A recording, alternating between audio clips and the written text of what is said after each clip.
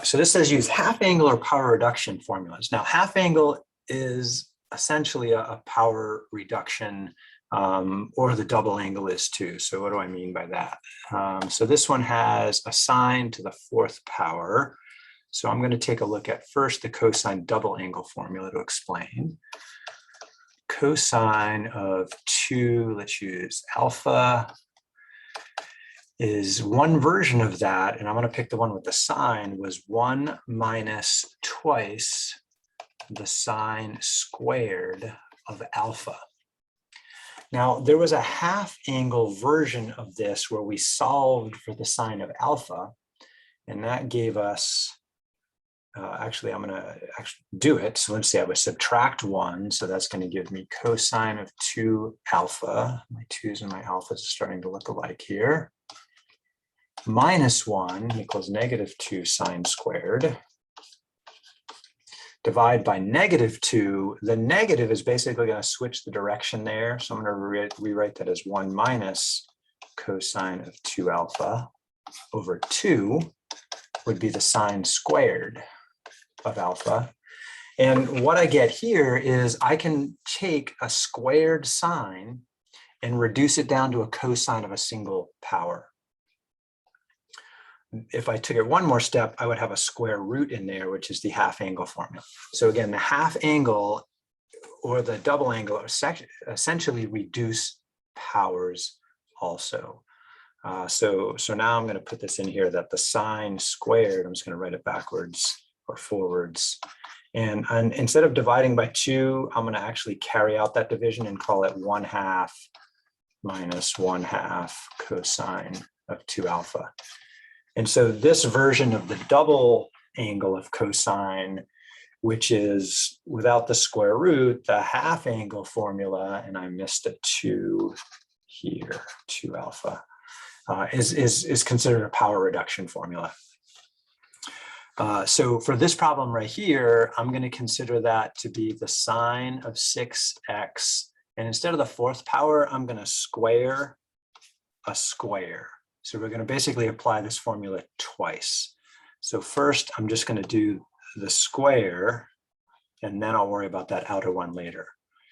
So sine squared of 6x, what is that going to look like based on this formula here? So it's going to be equal to 1/2 minus 1/2 cosine of whatever angle I started with doubled. So that would be a 12x there. So that's what the sine squared is equal to. Now, if I relate that back to what I have up here, I really have this thing right there squared, which is this thing right here squared. All right, so continuing this a little further, if I square this out, that means I have to multiply it by itself.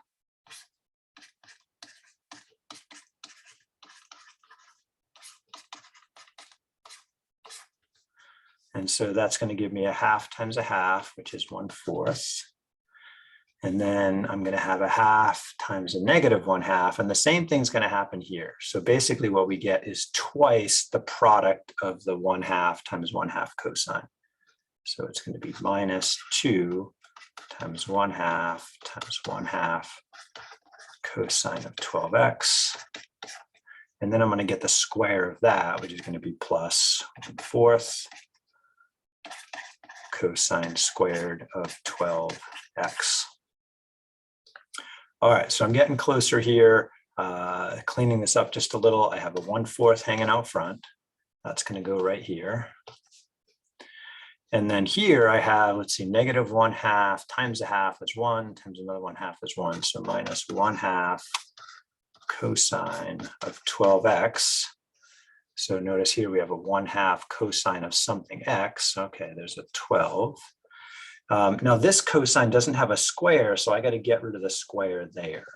So I'm going to have plus 1/4, and then I got to figure out how to get rid of the square. So to get rid of the square, I'm just going to switch over to a new page and come back.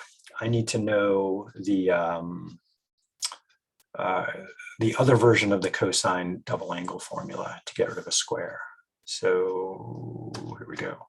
The other version of the cosine of 2 alpha double angle was twice the cosine squared of alpha. There's that cosine squared that I want, minus 1. If I solve this for the cosine squared, I get cosine squared of alpha is equal to the cosine of 2 alpha plus 1 over 2, which we're going to choose to write as 1/2 plus 1/2 cosine of 2 alpha. And then the only difference is instead of a alpha, we have a 12x there. So what if alpha was 12x? Well, then over here, I would have 2 times 12x, which would be a 24x. So cosine squared of 12x is 1/2 plus 1/2 cosine of 24x.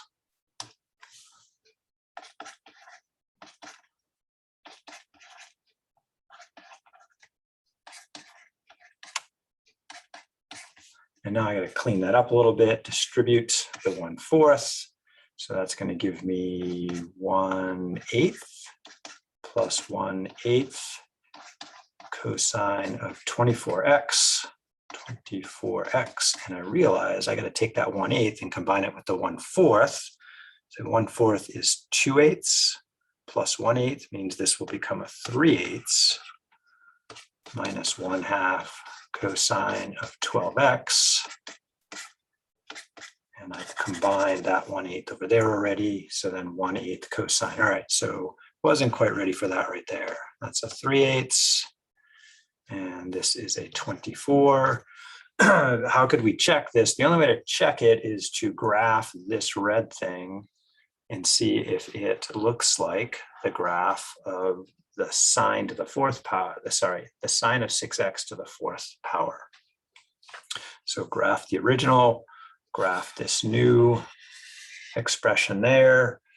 So again, these are called power reduction formulas. They are just variations of the cosine double angle formula, and they allow us to take powers of sine and cosine and reduce them down.